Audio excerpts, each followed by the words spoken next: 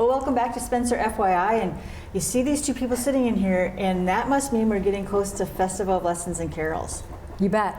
We're firing up. We're ready to go, aren't we? And we're one year closer to the Messiah. That's next year. Right. So all those Messiah scores, start digging them out. If they got flooded, I think we can see. You can still order. I think the Messiah scores are still in print. Yes. Well, and we have a few on hand, but that's a good thing to get on top of that, because we might need more than we normally do. So. Because it seems like every year people are like, "Is this a Messiah year?" It's like, no, not yet, but it's coming. Right.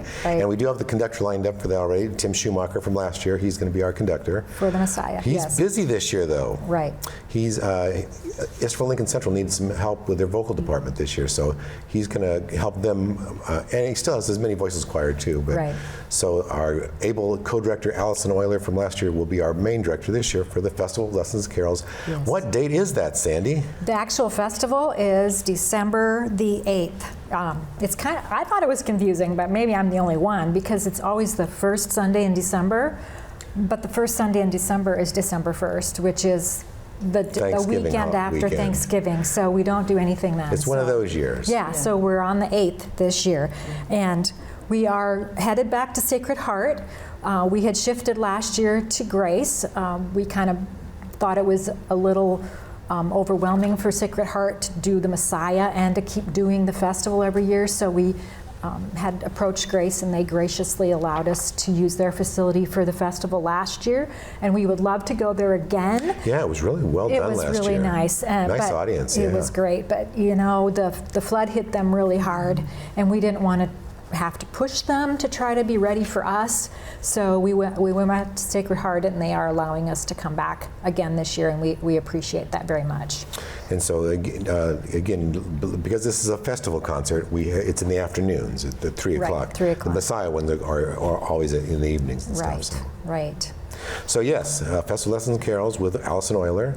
And she helped us pick some nice music out with the lessons. And again, the lessons are about the Christmas story, the prophecies and everything. Right. And and the music's much easier, I would say, than the Messiah stuff. Absolutely, yes. Yeah. Right, it's very singable stuff, easy to learn.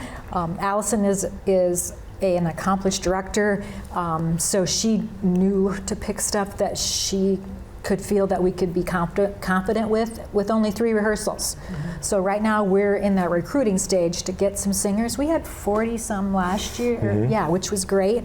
But we're always looking for new people. We set our rehearsals on Sundays at 6:30, kind of to be a little more family friendly. We had heard from some younger people that they'd love to sing, only it cuts into bedtime. So we moved it up to 6:30, hoping we could pick up some of those young parents and have them home by 8 o'clock so they could do bedtime. So we're starting on November the 10th for 3 consecutive Sunday evenings to do rehearsals. And then we skip that whole Thanksgiving time frame, and then we will do a rehearsal prior to the event on the 8th of December. So. And we're looking for all voice types. You don't have to be a member of your church choir.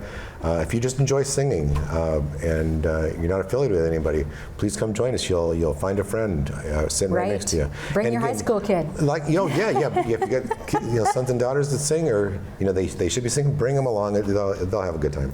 And again, as with the last couple of years, we've been trying to add more carols to the Festival of Lessons and Carols. So you will sing congregationally, and also with the choir we'll be singing some songs that you might recognize. You would think they are Christmas carol-y type things. Right. There'll be some other ones though too. And again, the stuff that, Allison teaches little kids, she teaches older kids, and she has her own church choir she runs in Milford and Spirit Lake, so she knows how to teach music quickly and in a fun way. Yes. Yeah. So if you've never done it, we'd love to have you. If you have done it, please come on back. We love to see our regulars, but if you've never done it before and you want to try something different, come and join us. You bet. Yeah. About how many songs are you looking at? I think there's 6 or 7. Yeah. I think there's 6 that are actually choir pieces. Yep. So not an hard group to, and then it's not like you have to have it memorized. No. We use our music. Oh, heaven forbid. Yes. Very much so, right? Right. Awesome. Yeah. So if folks wants more information or need more details, how can they get a hold of you guys, or where's the best way to do that? Probably the best thing is the Facebook page. Yeah, Spencer Messiah, because we're officially the Spencer Messiah board. Even though we're doing the Festival Lessons and Carols, as we've mentioned in the past, we do the Messiah every 3 years, and then the in-between years we do this Festival Lessons and Carols, which again has readings, and then after the reading is a choir piece, Right. song, or a song, Right. yeah, or it might be congregational singing. I know they help us with Silent Night in the middle. Right, right. We're still working on an offertory group. We think you have some ideas. So that's another reason to come to the actual festival, and you can find out who are, because each year we'd like to have something instrumentally while we're taking the offering, which goes back to the Messiah board to help us Right. cover our costs for the Messiah. The festival is another, not only it keeps the singers engaged year after year, but we also try to raise some money to help pay for the Messiah.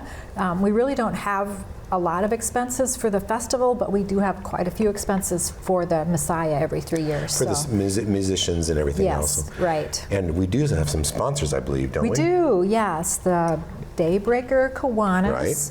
and St. Luke's Homes and Services financially support us every year in our endeavor. So commercial for them, shout out for them. Absolutely, we thank them very much for their contributions. And we always thank SMU for being our partner on this too, so that Get the word out. if you can't be there that day, yes, your friend at SMU will have been there to tape it and show it many times actually. Yes, Yep. right. They usually wait till a little closer till Christmas to Right, do it. right, yeah. But this is kind of the first big push into the Right. Christmas season, so Right. it kind of gets you in the mood. I can do another plug. That, this year being the flood has affected our town greatly, and we're excited about another event coming up on November 2nd at Bethany, where we're having the Magic of Christmas. I know the town is talking about it a lot, but I think that's just going to be another way to kick things in gear for the season to come about. And then the festival is always kind of a tradition for people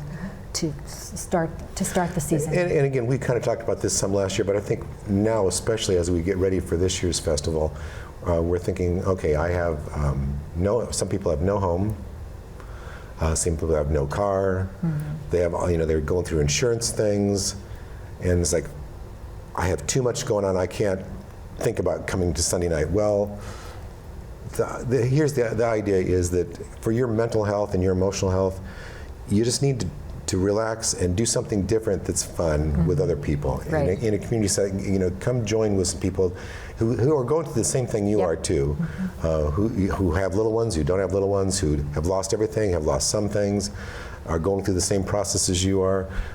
So be kind to yourself. Take some time for yourself, even if it's on a Sunday night at 6:30 for an hour or so, to come sing some songs and do something different. And as we've got some spots coming out on Facebook that we've done with Sandy and Allison too, and one of the things that we brought up in those videos were that trust me, after this singing for an hour or so, you will feel so much better. And if you haven't made friends, I mean, they've made new friends with you. So Right, yeah, right. so consider joining us this year. We'd love to have you. It's a very cordial group, and it's just fun. It's fun, and again, you can just walk in that room and rehearse for an hour, and everything else can just be not there. And the rehearsals are at the same place at Sacred Heart. Right, at Sacred Heart. So Starting, and what day? the November 10th, of at November. 6:30. Right. Yes, come as you are, and we'll give you all the music. And for Yep. 3, and again, if you can't make the first one, come the 17th. If you can't make the 17th, come the 24th, because again, we'll help you get to. There's enough accomplished singers Yep. in the group that will, if you sit by the right person And again, if you or in front of the right person if you're not a singer, please come join us that December 8th at 3 p.m. for the Festival actual Lessons and Carols. festival. We'll have a good time. Yes. All right, awesome. Nice way to prepare for the season. Yes. Exactly, yes. It is really nice, and like you said, it'll get you in the mood, for sure. Yes. All right, so if you're a singer, make sure you mark your calendar for November 10th at 6:30. Head over to Sacred Heart and get involved in this choir. That sounds good. Yes, thank you. Yeah, Thank you're you. welcome. Thanks for stopping in. Yep. We'll be back with more right after this.